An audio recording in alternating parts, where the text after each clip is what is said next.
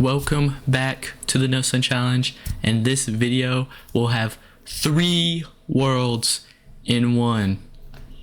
This will be a deluxe video, and so will the next one. The finale will also have the last 3. And today, the worlds we are going to be doing is Far Future, Dark Ages, and the Neon Mixtape Tour. So let's get right into it. Far Future's whole thing is that it's in the future.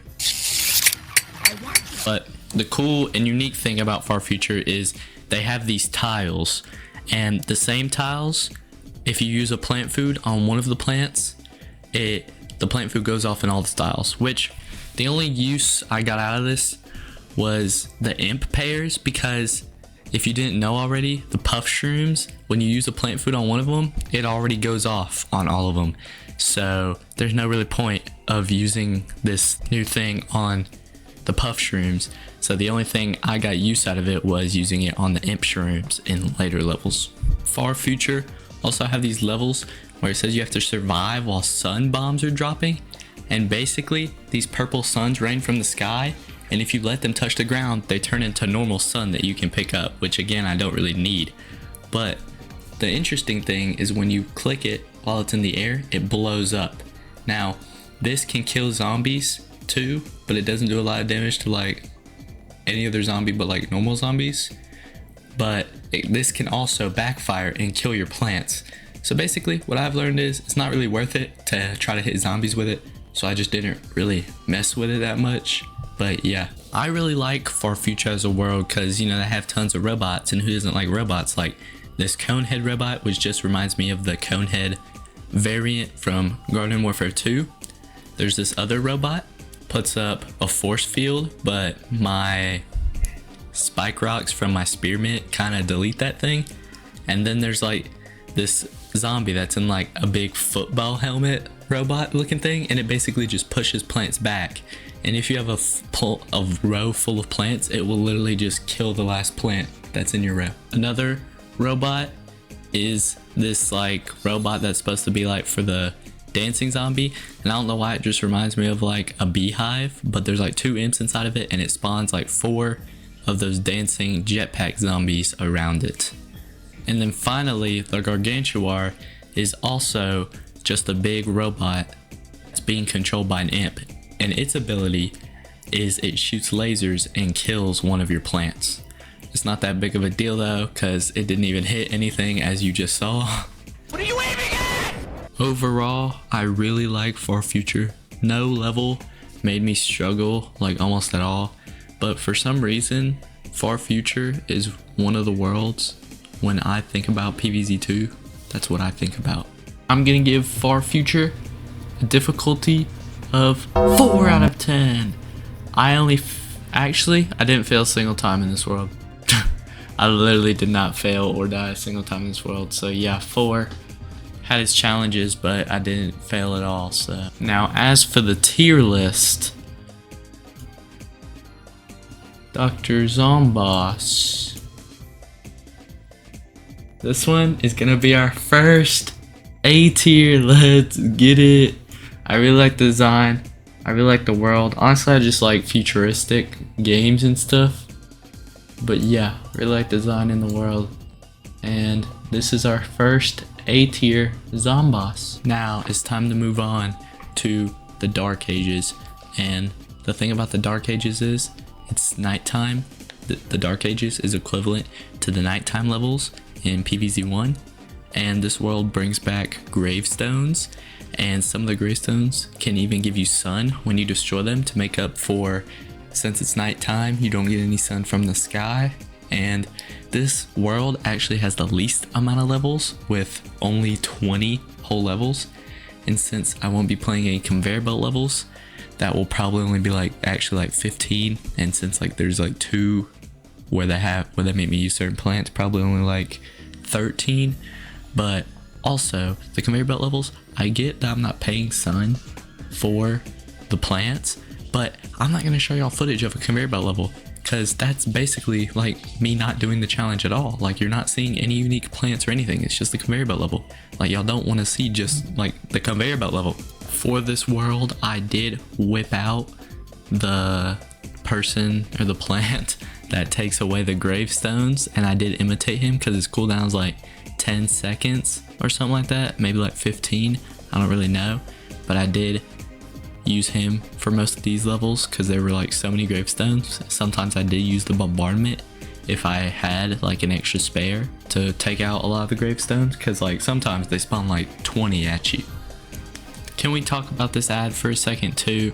Like, I play Brawl Stars, I'm not gonna lie, I have like 40k trophies, but what is this ad? Like, who the is Taro? The only thing I relatively thought that was cool or that I liked in this world was these wizards that can literally turn your plants into sheep. I know a lot of people hate these guys because they're really annoying and stuff, but it was just really funny to me.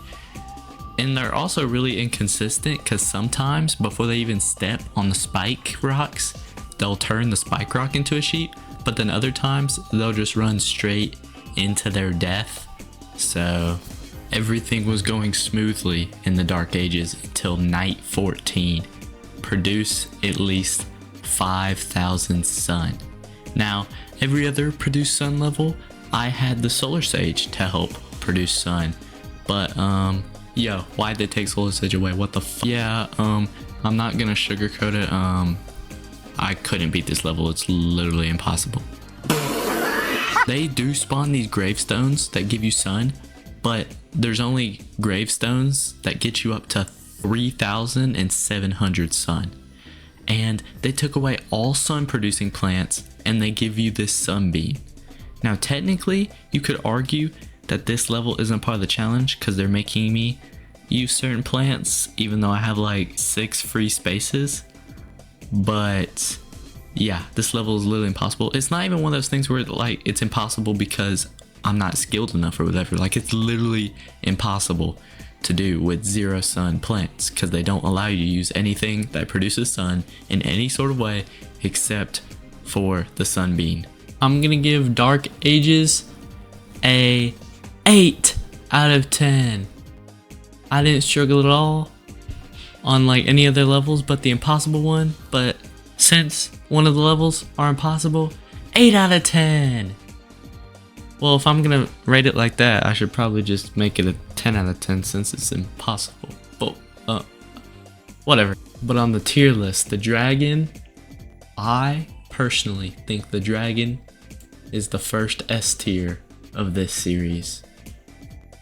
The golden helmet on Zomboss is cool in the way it has his veins, even on the helmet from his brain. And also a magnet shroom can pull this nose ring from the dragon. It's just really cool. And also I love dragons, who doesn't? And yeah, this is gonna be the first S tier of the Zomboss. Yeah, the next world, Neon Mixtape Tour, honestly was a little bit boring to me, the plants in it and everything. But this world's whole scheme is that when there's music that starts playing, and when the music starts playing, basically all the zombies like hit a climax of happiness and just start dancing around.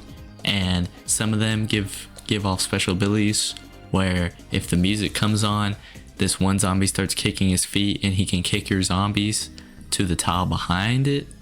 But yeah, before we get to the rankings, since I didn't really struggle in this world like literally at all, this world was extremely easy. But before I get to the rankings and stuff, we need to talk about this world's Gargantuar, which is easily the most broken and powerful Gargantuar of any of the worlds, because this man can stand at the back of the lawn and shoot just a big arc that goes all the way back to your lawnmowers. Whichever plant is the closest, that's who it goes to. Talking about arcs, we also need to talk about this robot Velociraptor's arc. He went from getting beat up by robot gorillas to saving the day and becoming like a robot saber-toothed tiger and beating them up. Okay, Neon Mixtape Tour was a flat 4.5 out of 10. I only failed once, and it was an honest mistake. Now, time for the ratings. Just made a new tier. Why does it exist?